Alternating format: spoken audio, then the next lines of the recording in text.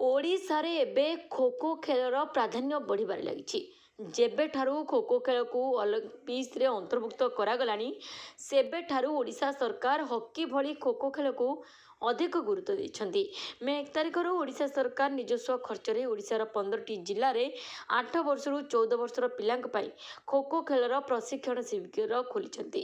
ସକାଳ 6ଟାରୁ 8ଟା ଓ ଅପରାହ୍ନ 4ଟାରୁ 6ଟା ପର୍ଯ୍ୟନ୍ତ ଛାତ୍ରଛାତ୍ରୀମାନେ ପ୍ରଶିକ୍ଷଣ ଶିବିରରେ ପ୍ରଶିକ୍ଷଣ ନେଇପାରିବେ।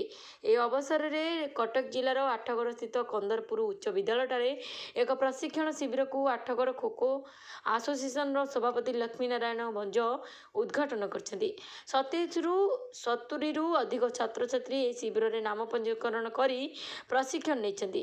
କନ୍ଦରପୁର ସରକାରୀ ବିଦ୍ୟାଳୟର ଖେଳ ଶିକ୍ଷକ ସଞ୍ଜୟ କୁମାର ବେହେରାଙ୍କ ତତ୍ତ୍ୱାବଧାନରେ ଛାତ୍ରଛାତ୍ରୀମାନେ ପ୍ରଶିକ୍ଷଣ ନେଉଛନ୍ତି। ପୁରୀ ଜିଲ୍ଲାର କ୍ରୀଡ଼ା ବିଭାଗ ଅଧିକାରୀ ଚନ୍ଦନ କୁମାର ସାହୁ ଏହି ଖୋ ଖୋ ଶିବିରକୁ ନିରୀକ୍ଷଣ କରିଥିଲେ। ଆଠଗଡ଼ରୁ ବହୁତ ଖେଳାଳି ଜାତୀୟ ସ୍ତରର ଖୋ ଖୋ ଖେଳରେ ଅଂଶଗ୍ରହଣ କରି ବହୁ ସୁନାମ ଅର୍ଜନ କରିବା ସହିତ ନୂଆ ପିଢ଼ିଙ୍କ ମନରେ ଆଗକୁ ବଢ଼ିବା ପାଇଁ ଆଶା ସଞ୍ଚାର କରିଛନ୍ତି। Bureau report, Sarbashakti news.